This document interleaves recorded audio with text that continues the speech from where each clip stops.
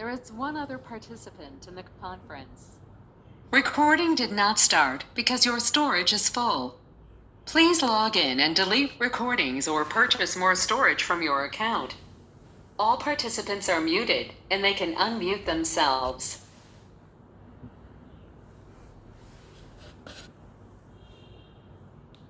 ओम नमोर्यंताणं नमो सिद्धाणं नमो आर्याणं नमो वज्रायाणं नमो लोहे सव्वसाहुणम्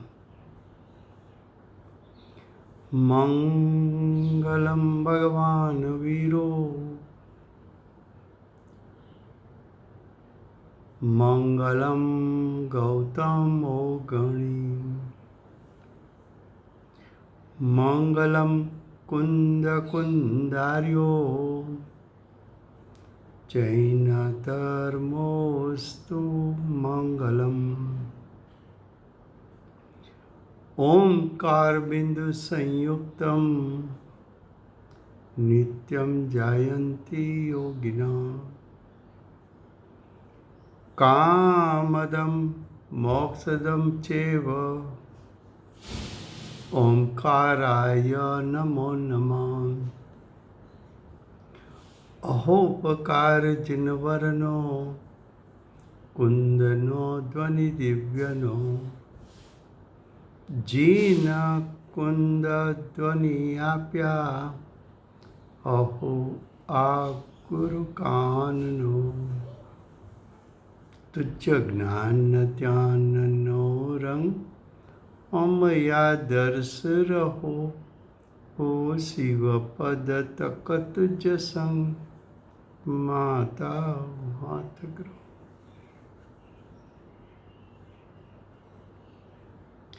ये समयसार नाम का परम अध्यात्म शास्त्र है। भगवत कुंकुंदाचार्य देव ने मांगलिक करके समयसार को कहने की प्रतिज्ञा की है। समयसार का अर्थ है आत्मा का ज्ञायक भाव। ज्ञायक भाव को ग्रहण करने से जीव को सम्यक दर्शन की प्राप्ति होती है। लेकिन ये ज्ञायक भाव है कहाँ? तो कि ये ज्ञायक भाव मेरे पुण्य पाप में, मेरे आश्रव परिणाम में, मेरे संवर निजरा परिणाम में और मेरे बंध मोक्ष परिणाम में ये ज्ञायक भाव छुपा हुआ है। वो ज्ञायक भाव ग्रहण कैसे होगा? तो कि मेरे परिणाम को गौण करूं और ज्ञायक स्वभाव को मुख्य करूं तो मुझे ज्ञायक स्वभाव ग्रहण होगा।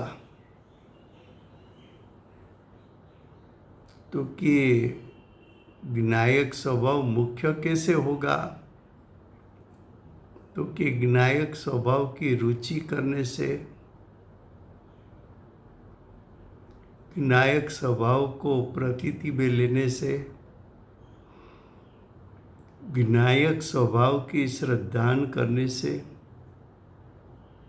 ज्ञायक स्वभाव मुख्य हो सकता है। तो आचार्य भगवान समयसार यानी ज्ञायक भाव,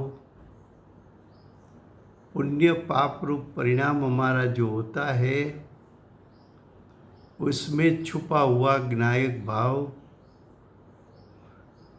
उसका स्वरूप बताने के लिए आचार्य भगवान ने पुण्य पाप अधिकार की रचना की है। ऐसे पुण्य पाप अधिकार में गाथा 146, ગાથા 146 पेज 239 यहाँ हम आए हैं। फिर से गुजराती में। आचार्य भगवान आ शास्त्र में समयसार एनु स्वरूप दर्शावा मागे छे। तो के ज्ञायक छे क्या? तो के ज्ञायक महाराज परिणाम में छुपायेलो छे। मारा पुण्य पाप रूपना परिणाम होय, आश्रव रूपना परिणाम होय, संवर निजरा रूपना परिणाम होय के बंध मोक्षना परिणाम होय, एमां ज्ञायक छुपायेलो छे। ए ज्ञायक जो ग्रहण करे, ज्ञायक ने जो ग्रहण करे तो जीवने सम्यक दर्शन ज्ञान चारित्र प्रगट थाय। तो के ज्ञायक ने ग्रहवो कई रीते? तो के दरेक समये एक ज्ञायक तारा परिणाम में छुपायेलो तो रहे ज छे। माटे आचार्य भगवंते कह્યું હતું કે શુદ્ધ નહીં મુખ્ય છે, વ્યવહાર નહીં ગુણ છે। માટે આચાર્ય ભગવંતે કહ્યું હતું કે શુદ્ધ નહીંનો વિષય જ્ઞાયક સ્વભાવ મુખ્ય છે અને પુણ્ય પાપ રૂપના પરિણામ એ વ્યવહાર નહીંનો વિષય ગૌણ છે। જો તું પુણ્ય પાપને ગૌણ કર તો એમાં છુપાયેલો જ્ઞાયક સ્વભાવ ઉપર તારી દ્રષ્ટિ પડે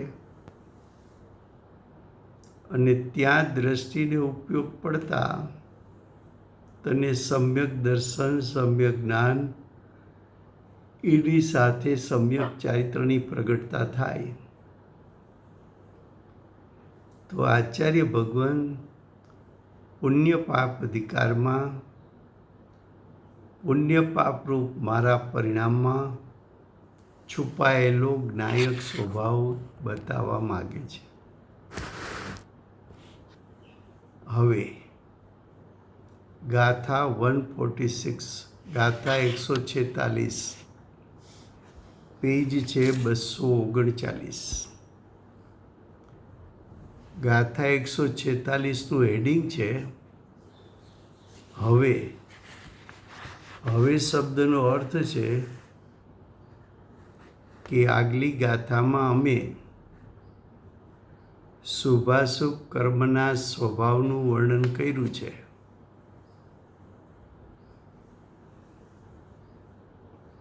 આગલી ગાથામાં કોનું વર્ણન કર્યું? તો કે શુભાશુભ કર્મનું વર્ણન આગલી ગાથામાં અમે કર્યું છે। એ વર્ણન કર્યા પછી હવે અમે શું કહીએ છીએ?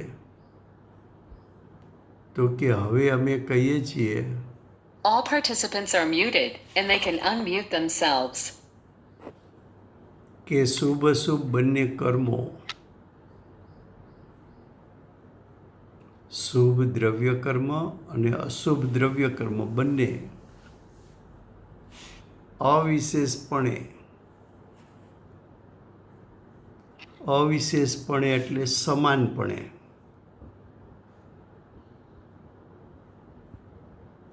અવિશેષપણે એટલે એકરૂપપણે, અવિશેષપણે એટલે તફાવત રહિત, અવિશેષપણે એટલે બંને કર્મોમાં ભિન્નતા રહિત. અવિશેષપણે એટલે બંને કર્મોમાં ભેદ રહિત. અવિશેષપણે એટલે બંનેમાં કોઈ તફાવત નથી. શું કહ્યું? કે અમે શુભ અશુભ કર્મ એના સ્વભાવ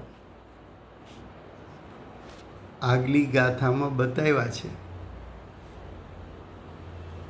ત્યાં સ્વભાવ દર્શાવ્યા પછી હવે અમારે શુભ અશુભ કર્મ માટે શું કહેવું છે? તો કહે છે કે શુભ અશુભ બંને કર્મો. શુભ કર્મ અનુકૂળ સંયોગો આપે એવા ફળવાળું. અશુભ કર્મ પ્રતિકૂળ સંયોગો આપે એવા ફળવાળું. બંને વચ્ચે તફાવત નથી. તફાવત કેમ નથી? તો કે અમે આગલી ગાથામાં કહ્યું હતું કે બંનેનો હેતુ અજ્ઞાન છે. બંને સ્વભાવથી પૂતગલમય છે. બંનેનો અનુભવ પૂતગલમય છે અને બંને બંધ માર્ગના આશ્રયે બંધાય છે. તો ચારે ચાર પ્રકારના હેતુ, સ્વભાવ, અનુભવ અને આશ્રય બંનેના સમાન છે. માટે શુભ અશુભ કર્મમાં કંઈ અંતર નથી. હવે કે છે અવિશેષપણે કાંઈ તફાવત વિના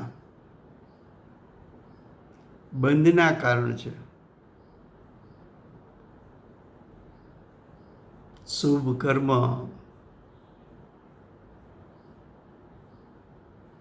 એ પણ તારા આત્માના પ્રદેશે બંધાય છે અને અશુભ કર્મ પણ તારા આત્મ પ્રદેશે બંધાય છે. શુભ કર્મના ફળમાં મનુષ્યને સ્વર્ગ ગતિનું બંધન થાય છે અને અશુભ કર્મના ફળમાં નરક અને તિર્યંચ ગતિના બંધનું ફળ મળે છે. આ શુભ અશુભ બંને કર્મો કોની વાત ચાલે છે? અજ્ઞાનીની.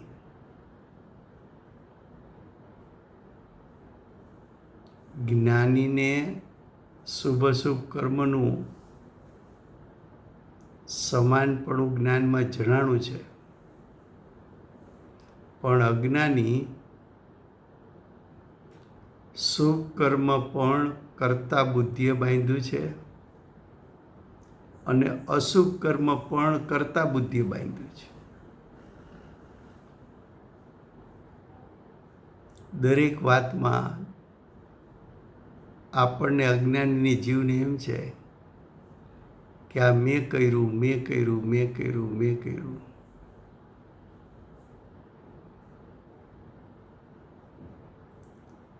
પરદ્રવ્યના કાર્યો હું કરી શકું છું.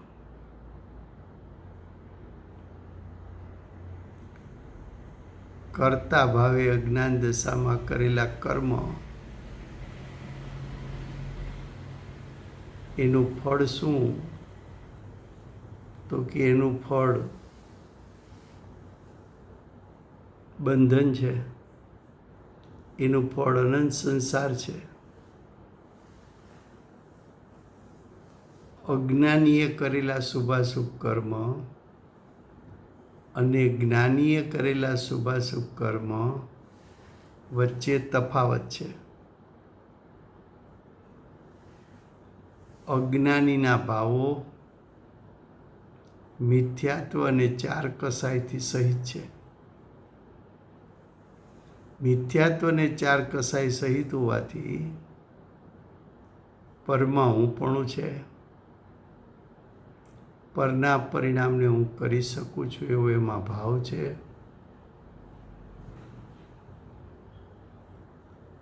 માટે એ જીવ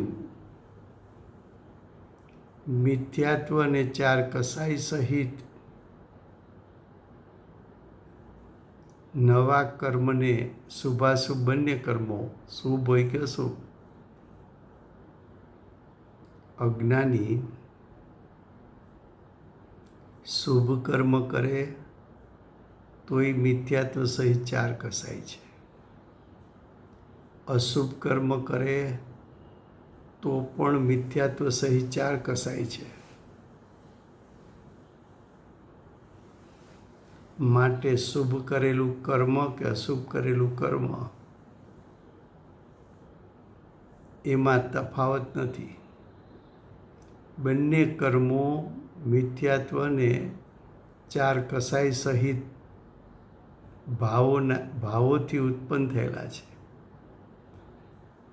મિથ્યાત્વ અને ચાર કસાઈના નિમિત્તે શુભ અશુભ કર્મો ઉત્પન્ન થયેલા છે.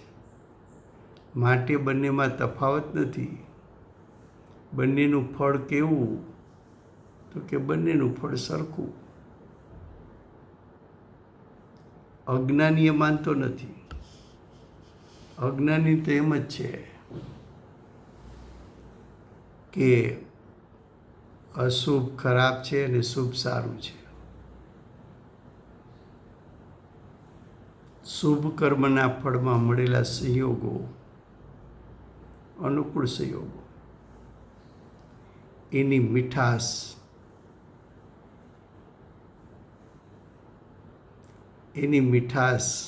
એને મીઠી લાગે છે. એ મીઠાશ કેવી છે? તો કે છરી ઉપર મધ ચોપડ્યું હોય અને એ ચાટવા જાય તો જીભ કપાય, પણ સાથે મધનો સ્વાદ આવે એની મીઠાશમાં એ જીભ કપાણી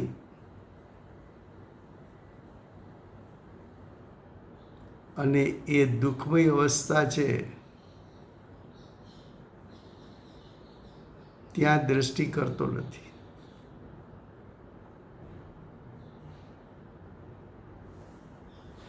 તો અહીંયા કહે છે કે શુભ અશુભ બંને કર્મો અવિશેષપણે એટલે સમાનપણે, અવિશેષપણે એટલે શુભ અશુભ કર્મમાં તફાવત નથી. અવિશેષપણે એટલે શુભ અશુભ કર્મ એની જાત બંનેની જુદી જુદી નથી.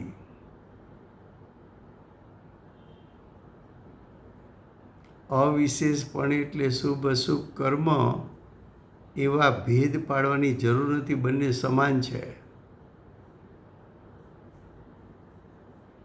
એ બંને સમાન છે એ તો પૂર્વગાથામાં સિદ્ધ કરી ગયા છે.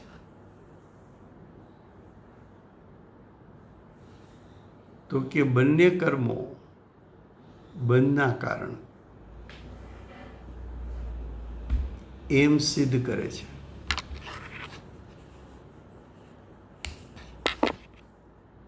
તો આ ગાથામાં સિદ્ધ શું કરવું છે, સાબિત શું કરવું છે? તો કે અહીંયા સાબિત એ કરવું છે કે શુભ અશુભ કર્મમાં તું અજ્ઞાન અવસ્થામાં ભેદ પાડે છે એ તો વિપરીતતા છે. વિપરીતતા મિથ્યાત્વ છે. મિથ્યાત્વ અનંત સંસારનું કારણ છે. એ બેમાં ભેદ ન પાડી શકાય. ભેદ પાડવા જઈશ તો અશુભ છોડવા જેવું છે ને શુભ કરવા જેવું છે એવો ભાવ જો તને ઉત્પન્ન થયો તો શુભ કર્મ બાંધવામાં રોકાઈ જઈશ અને શુદ્ધતા પ્રગટ કરવાની રહી જશે, તો જેનાથી મોક્ષની પ્રાપ્તિ થાય, જેનાથી મોક્ષ માર્ગ પ્રગટે, એનું ફળ મોક્ષ પ્રગટે, એ કાર્ય કરવાનું રહી જશે. ગુરુદેવ આપણું અટકનું સ્થાન બતાવે છે કે તું અજ્ઞાન અવસ્થામાં છો, તારી ભૂલ શું છે? તો કે તારી ભૂલ એ છે કે શુભ ભાવ સારું છે ને અશુભ ભાવ ખરાબ છે. શુભ ભાવથી બંધાયેલું શુભ કર્મ સારું છે અને અશુભ ભાવથી બંધાયેલું અશુભ કર્મ ખરાબ છે. આ તારી માન્યતા છે. એ માન્યતા હોવાથી અનાદિકાળથી તું શુભ અશુભ શુભ અશુભ શુભ અશુભ ભાવ કરતો આવ્યો અને એના ફળમાં શુભ અશુભ કર્મ બાંધતો આવ્યો. તો તું વર્તમાનમાં સુખી છો કે દુઃખી છો નક્કી કર. મોક્ષ માર્ગ પ્રકાશક બીજો અધિકાર સંસાર અવસ્થા, એનું સ્વરૂપ, અને ત્રીજો અધિકાર સંસાર અવસ્થા દુઃખ અને મોક્ષ અવસ્થા સુખ. ત્યાં કર્મ સાપેક્ષ જ વર્ણન કર્યું છે.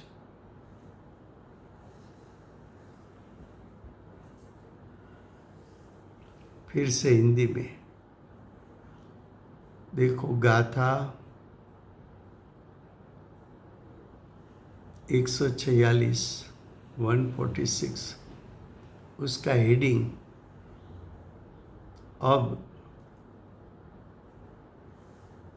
अब का अर्थ क्या है? तो कि पूर्व गाथा में हमने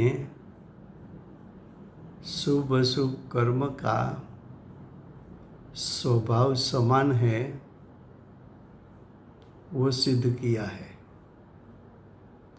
पूर्व गाथा में हमने बताया था कि शुभ अशुभ कर्म का हेतु, स्वभाव, अनुभव और आश्रय चारों समान है. इसलिए शुभ अशुभ कर्म में तफावत नहीं है, अंतर नहीं है.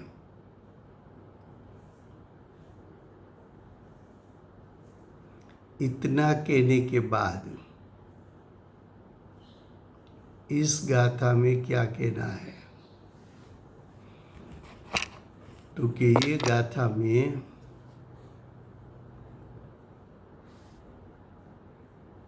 ये सिद्ध करना है कि शुभ अशुभ कर्म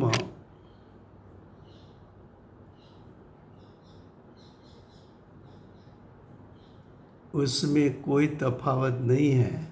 क्यों? तो कि दोनों बंध का कारण है.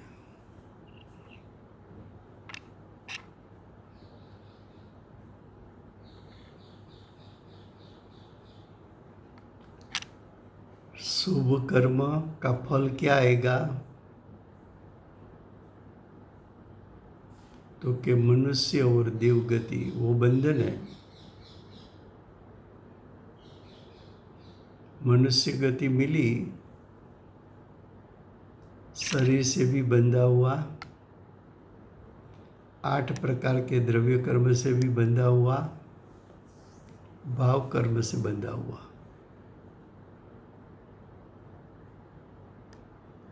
अशुभ कर्म किया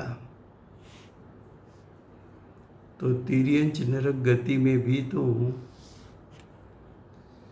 शरीर से बंधा हुआ, 8 प्रकार के द्रव्य कर्म से बंधा हुआ और भाव कर्म से बंधा हुआ. तो शुभ अशुभ कर्म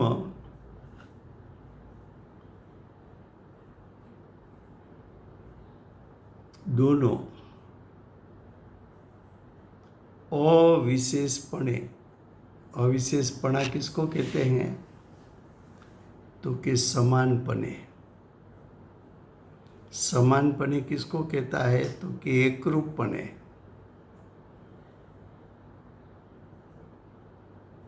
अविशेषपणा किसको कहते हैं? तो कि दोनों के बीच में कोई अंतर नहीं है। शुभ अशुभ कर्म दोनों के बीच में कोई भेद नहीं है।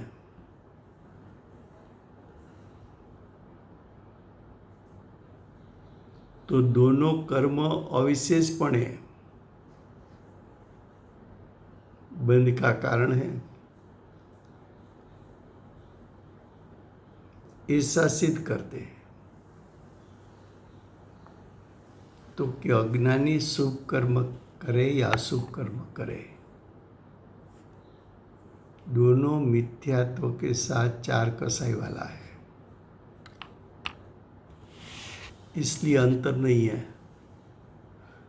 भेद नहीं है, इसलिए समानपणा है।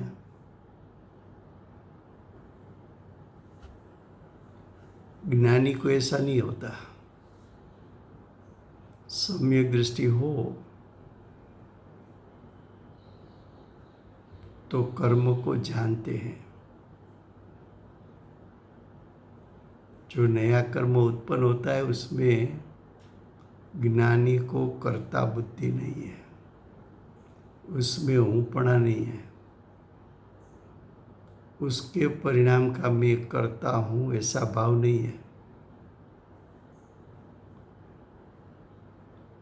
ये शास्त्र जब पूर्ण होता है तो भगवत अमृतचंद्र आचार्य देव ऐसा कहते हैं कि ये शास्त्र की रचना यानी टीका और श्लोक, उसकी रचना मैंने नहीं की,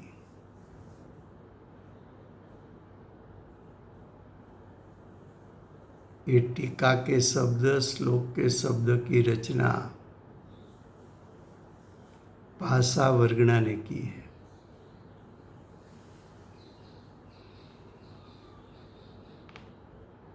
रचना जब होती है तभी भी ज्ञानी का ज्ञान जानता है कि ये शास्त्र रचना हो रही है।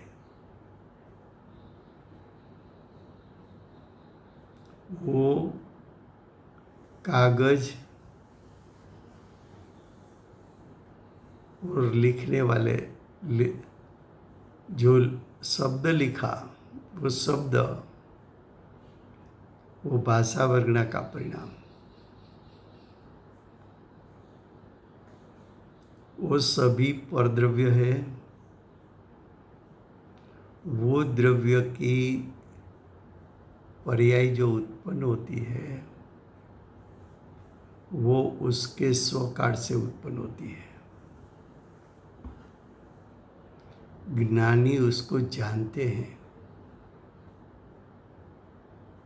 लेकिन ज्ञानी का ज्ञान जो जानता है वो शब्द रचना हुई इसलिए जानता है ऐसा नहीं है। उस समय ज्ञानी की ज्ञान की पर्याय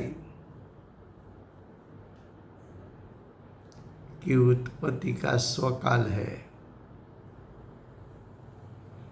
तो ज्ञानी तो स्वयं अपनी ज्ञान की पर्याय को जानते हैं, लेकिन शास्त्र रचना का मोह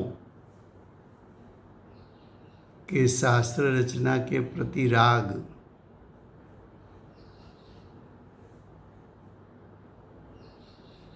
ज्ञानी को उत्पन्न नहीं होता। ज्ञानी ये शास्त्र रचना मैं कर रहा हूँ ऐसा अगर भाव उत्पन्न हुआ तो सम्यक दर्शन नाश हो जाता है, सम्यक ज्ञान नाश हो जाता है। ज्ञानी क्या करेंगे?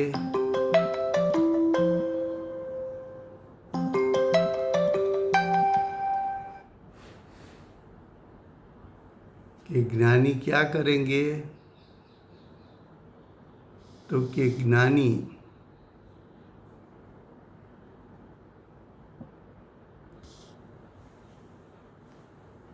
शब्द रचना होती है उसको जानते हैं। तो ज्ञानी का शुभाशुभ कर्म बंध का कारण नहीं है। उसका अर्थ तो कि ज्ञानी का शुभाशुभ कर्म मिथ्यात्व और अनंतानुबंधी कसाई से रहित है। भूमिका अनुसार मिथ्यात्व 2 कसाई से रहित होता है और भूमिका अनुसार मिथ्यात्व और 3 कसाई से रहित होता है। ज्ञानी कर्म के उदयों को जानता है और जितना अल्प कसाई है उसके कारण जो कर्मण वर्गना कर्मरूप परिणमित होकर आत्मा के प्रदेश पर कर्म चिटकते हैं उसको भी ज्ञानी मध्यस्थता से जानते हैं। वहाँ कर्ता बुद्धि नहीं है। इसलिए ज्ञानी का शुभ शुभ कर्म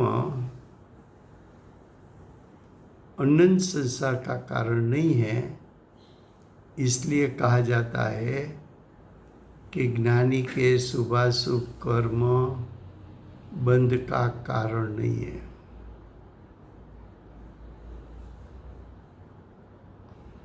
अब देखो गाथा 146 साथ में गाते हैं, उसके बाद गाथार्थ।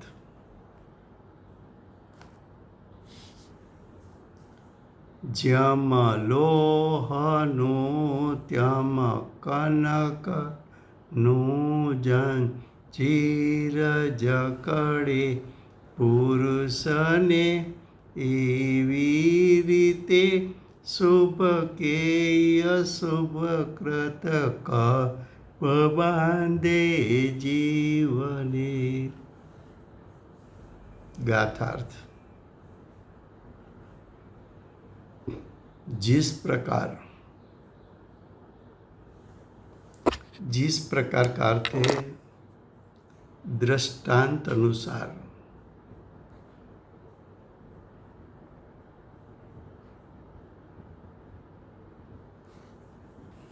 जिस प्रकार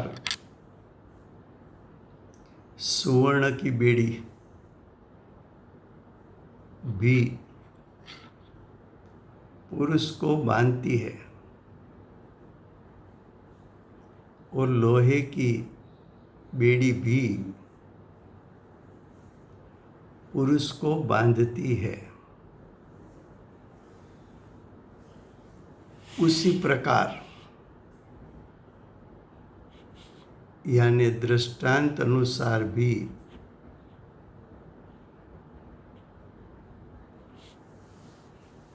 उसी प्रकार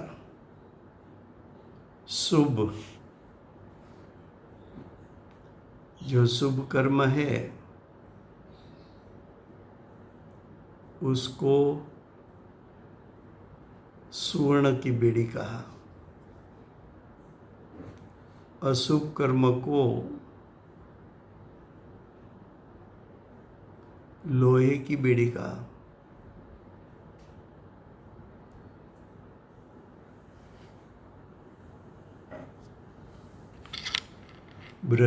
दृष्टांत में सुवर्ण की बेड़ी, सिद्धांत में शुभ कर्म।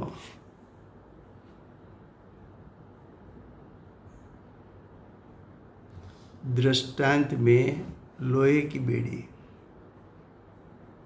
सिद्धांत में अशुभ कर्म। तो शुभ किया हुआ कर्म, शुभ कर्म का अज्ञानी कर्ता बना, किया हुआ कर्म, और अज्ञानी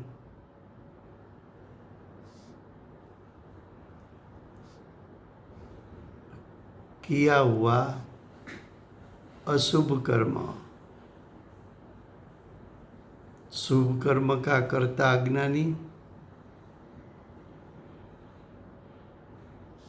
शुभ कर्म उसका कर्ता कौन?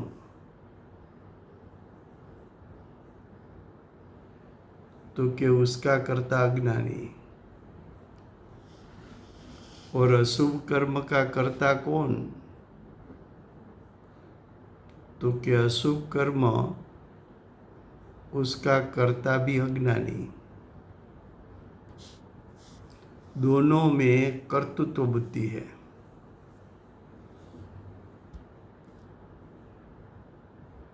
दोनों में कर्ता बुद्धि है।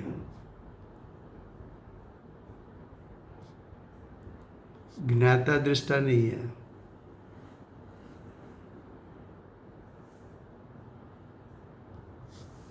लेकिन ज्ञानी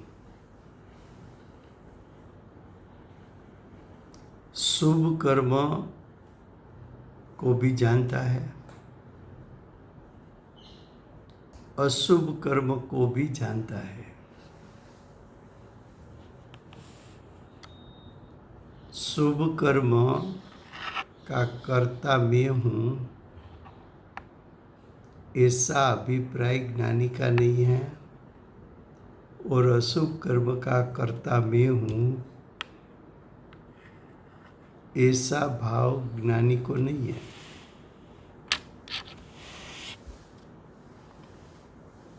अज्ञानी क्या है? तो उसमें कर्ता बुद्धि, भोक्ता बुद्धि है। ज्ञानी में क्या है? तो कि ज्ञानी अकर्ता अभोक्ता है। अकर्ता का नाम दूसरा ज्ञाता है। ज्ञाता का अर्थ सिर्फ शुभ अशुभ कर्म को जानते हैं। मैंने किया ऐसा भाव नहीं है। गुरुदेव के 9000 प्रवचन में से एक भी प्रवचन ऐसा ढूंढ के निकालो कि गुरुदेव ने कहीं ऐसा कहा हो कि मेरे कारण ये सोनगढ़ बना।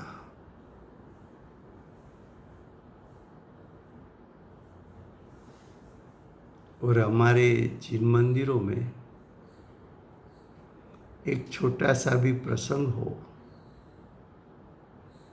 उसमें भी अनेक प्रकार का काम हो, वहाँ भी जीव इतना सुनने के बाद भी कर्ता बुद्धि का घोटन करता है कि मैंने किया। समाज को दिखाने की कोशिश करता है कि मैंने किया।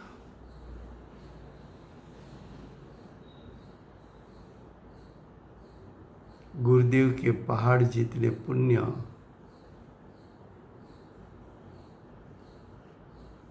कभी गुरुदेव ने ऐसा नहीं कहा कि ये करो। फिर भी जिसके पुण्य प्रताप से इतना बड़ा सत शासन की स्थापना,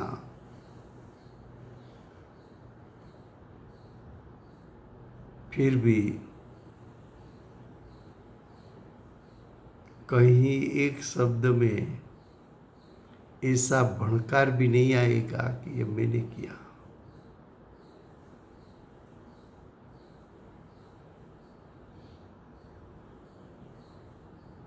और गुरुदेव के सही शिष्य भी कभी ऐसा नहीं कहते कि ये हमने किया। वो भी ऐसा ही कहेंगे कि ये सब गुरुदेव बेंसी के पुण्य प्रताप से हो रहा है।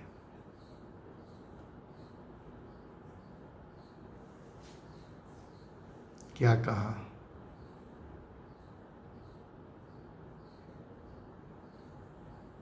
कि इस प्रकार शुभ और अशुभ किया हुआ कर्म बताया। देखो क्या लिखा है, किया हुआ कर्म।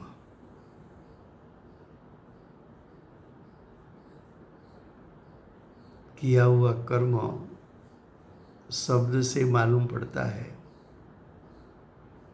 कि अज्ञानी को कर्ता बुद्धि का जोर कितना है।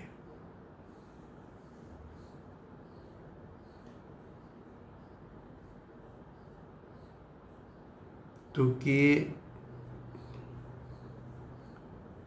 मैं शुभ कर्म का करता हूँ, मैं अशुभ कर्म का करता हूँ, ऐसी मान्यता के साथ उत्पन्न हुआ जो द्रव्य कर्म शुभ हो कि अशुभ हो, दोनों शुभ अशुभ दोनों कर्म बंध का कारण है।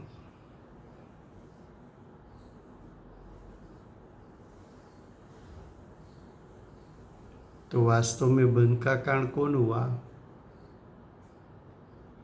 तो कि जीव का मिथ्यात्व और राग द्वेष, मोह राग द्वेष बंध का कारण बना। मोह राग द्वेष की उत्पत्ति कहाँ से हुई? तो कि अज्ञान में से। तो कि अज्ञान क्या था? तो कि परद्रव्य का परिणाम मैं कर सकता हूँ, ये अज्ञान है।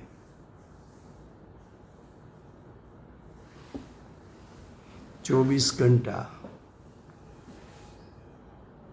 हमने बच्चों को संस्कार कितना दिया है, बच्चों का उछेर हमने किया है। बच्चा का ख्याल तो हमें करना पड़ता है। हम बच्चे का ख्याल नहीं करेगा तो कौन उसको सिखाएगा? ये बच्चों को हमने ट्रेनिंग कितनी दी है। हमारे बच्चे संस्कारी है। ये घर किसने बसाया? ये घर मैंने बसाया। घर में जब आई तब कुछ नहीं था।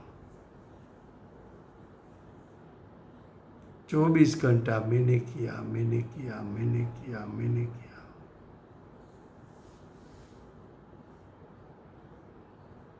उस समय शुभ राग है कि अशुभ राग है? शुभ राग है तो शुभ कर्म का बंध पड़ेगा, अशुभ राग है तो अशुभ कर्म का बंध पड़ेगा। लेकिन दोनों कर्म है तो बंध का कारण। ये दोनों कर्म में कोई अंतर नहीं है। दोनों कर्म में कोई अंतर नहीं है।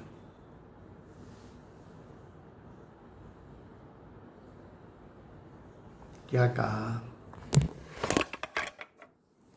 कि दोनों कर्म में कोई अंतर नहीं है।